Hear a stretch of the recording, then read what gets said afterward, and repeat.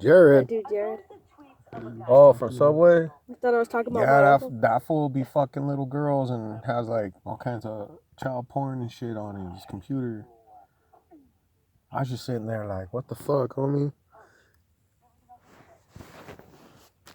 But whatever happened to that shit? I mean, for real, $5 foot long. You used to get $5 pizza. Man, back in the day when it was high school, summertime, we were smart little kids, but we were dumb. But, you know, my buddy used to have this Pontiac. It was a 93 Bonneville. Now, this is like 12 years ago. That's what it was, 12 years ago. And I was just fresh out of high school. So then when 2008 hit, I mean, everything was cool, man. Because I just jumped a milestone. I was like, fuck it, I'm going to go and buy me a handgun. Then we started even doing more stupid shit. Well, then the gas gauge broke in the fucking car. So we were like, fuck, how we going to do this? So one day, what we did was we had a 5-gallon gas tank with us. And, you know, we played it smart. We played it real smart. When the car starts to boggle out, and all we would do is we would reset the mileage. As long as we didn't haul ass. We even tested even if we were hauling ass, or we hauled ass all the way, but we took I-25. We would always know how many miles we had, as long as the gas didn't go past $3.33 a gallon. Because with $10, fuck, homie. You know, with $10 in that big ass fucking car, we used to drive around Pueblo like 11 times. If we tried to go past 12, the car was gonna fucking die. And I mean, it would have died in like 15 miles. So like I said, we couldn't tell how much gas we had in there. And it was crazy. So, yep, one night we weren't paying attention. We were just driving around, smoking some weed. We went and we stopped at the Walmart. And then we stopped at the gas station, but we didn't put no gas. We're being a bunch of fucking idiots. Well, we had a little bit of extra cash, but it was only like $6. So we took off, and then all of a sudden the car started boggling. We were like, fuck. We were 2 miles over. You know how hard it is to push a fucking 93 Pontiac Bonneville back up the hill on Highway 50? It's a bitch. Can you imagine pushing this fucking car we're sitting in? It's gonna be a bitch. And it's got a V8. Straight up, bro. That shit fucking sucked for like 30 minutes. It was just me and homeboy. So we go back, we throw the $6 in. All right, everybody, we're calling it a night. Fuck it. Y'all have a good night. Peace. Yeah, it was fucking crazy, bro. Because we felt so bad. Like, dude, it was cold. And we didn't want the youngins in the back to get all frozen. And they were youngins like us. Not really. But, anywho, shit, what else do we do? Oh, yeah, so the next night, we all came up with $10. And then I had an extra 10. So I just decided, fuck it, bro. We filled that fucking thing up. $20. Filled the fucking car up. And the gas was, at that time, it was like $2.75 a gallon. Oh, yeah? We were tripping, bro. Straight tripping. So it was like $2.75. I don't know how the fuck it got filled up. But Will, yeah, that motherfucker, that's who it was. It was Will. Fuck that pussy. But this is a good story. So we put $20 in, we filled it up. So we figured we'll just double the mileage and add like, I don't know, we'll add like 20 on there. We ended up driving all the way to fucking Springs. Drove all the way to fucking Springs, homie. And this is the first time that we were all in Springs together. You know, it was me, it was my ex, it was Will, and some other bitch. What's her name? Jessica. Jessica Ayala, that's who it was. And, yeah, we're all just sitting up there. Well, looking for Manitou Springs, like we're a bunch of retarded kids, bro. Like straight retarded. Well, we lined up. Instead of going down 24th, we go down 24th, but somebody's like, take a ride on Cheyenne. So we did. We took a ride on Cheyenne and we followed this fucking road. All of a sudden it says to Helen Falls. Like we were driving for a minute. We were like, what the fuck is this? And that's when we discovered Old Gold Camp Road. I still remember this shit, bro. We discovered this shit like 12 years ago. That shit was fucking creepy too. That's when we heard that night, roll up the windows, lock the doors. Your car's gonna get dirty, so when you get out there, sit in the tunnel for like 5 minutes. Don't move, just chill. Hopefully, we landed up sitting in that bitch for like 10 minutes. What I landed up doing, I was in the back seat. I was fingering Mary. Oh my god. Shut up, fool. I don't even want to hear your fucking mouth. It was good then. It's horrible now. And Will's up front with her friend Jess. So we're just like, fuck it. So we finally hear a car coming. So we get the fuck out of there. And we stop. And back then, the only light you had was the fucking screen off your phone. Remember that shit? Damn, that shit sucked. And sure enough, we found little handprints in the front of the car, on the trunk, even on the roof. We found a little shoe print. We were like, oh, fuck no, this shit's for real. You little pervert ghost kids watching us and shit. See, Will, he was chopping it up. I couldn't do much, bro. That was his auntie in the back seat with me. But yeah, man, that shit was funny as fuck that night. Yeah, and then getting off the mountain, we got fucking lost, and then we went through Motor City, and then we were just like, fuck it. We still had enough gas, so we're like, fuck it, let's go drive through Academy. Let's go make a run through. So we did. We made a run through. And man, we were so fucking bored that night. We decided to smoke some weed. It's some nasty weed, too. I don't know how we got high, but it was nasty. And Will, he decided not to smoke, so he wanted to drive sober. I don't know how. We fucking hotboxed the shit out of the car. Yeah, so then we're just like, fuck it, So we drove back to Poe. We went through Overton. All of a sudden, we ran into Rick Hardamil, that fat fuck. And that fool broke down. We're like, how the hell did you break down? He goes, oh, we were trying to drift, and I lost control, and I bent the rim, and I don't have a spare tire. I was like, no shit. Well, fuck it, bro. Hop in. So I made Mary sit up front with Will. Well, she sat in the passenger seat in the front. Jessica sat in the middle, and it was just me and Rick in the back. I was like, what the hell were you doing, bro? He starts telling about, he's out here drifting, and all of a sudden something black and with really long legs and a really big head ran across the fucking road. Took one look at him, had some really big eyes, jumped the fence. And this is while he was drifting, and then he lost control. And I guess there was a cement bridge. And I think I know what he's talking about, the little runoff for the water, D? You know what I'm talking about on Overton? Well, anywho, yeah, so when he seen that, he just kept going, and he was kind of scared.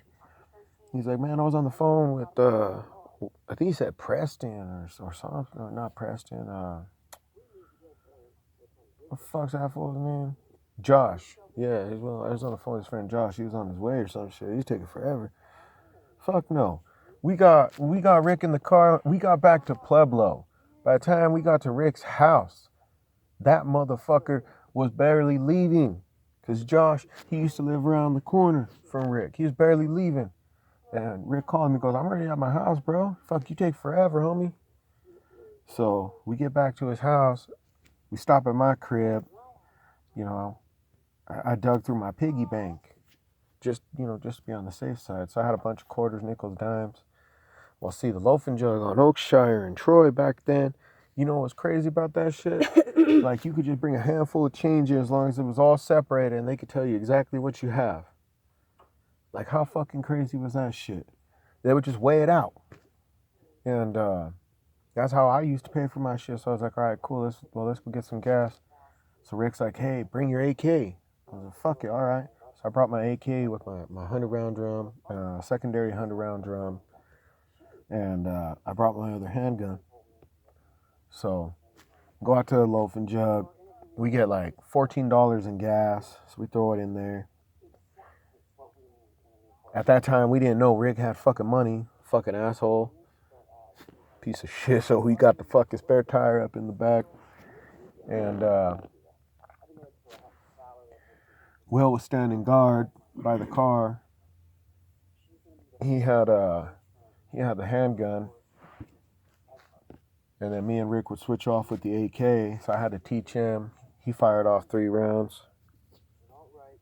Well, anywho, so we get the rim off. And then we realize one of the wheel studs is bent really bad. And I figured we couldn't get the spare on. So I just told Rick, I said, let's just make this decision, bro. Let's just break it off. I'll go get you a new one tomorrow and I'll put it on, I swear.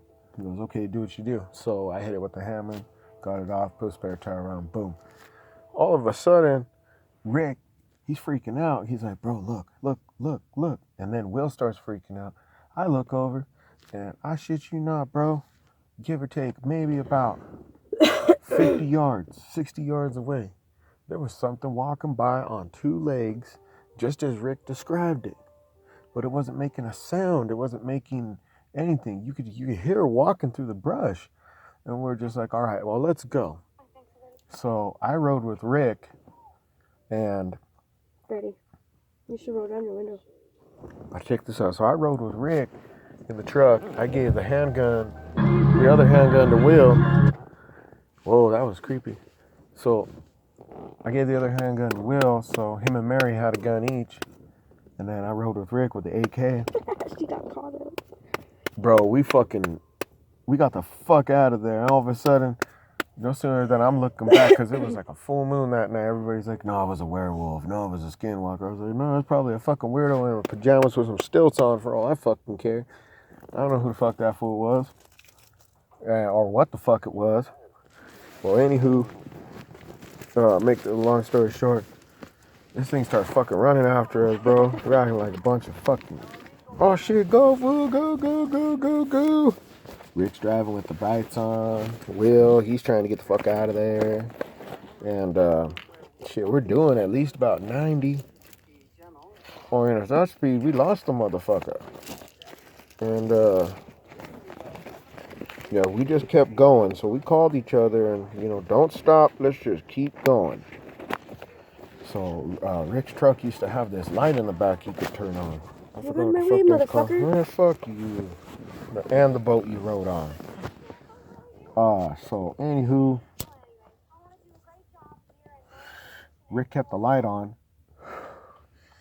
And then I had a little spotlight. I was looking in the fields everywhere. I looked all around us. There was nothing. Freddie, I could get out and smoke this. Are you cold?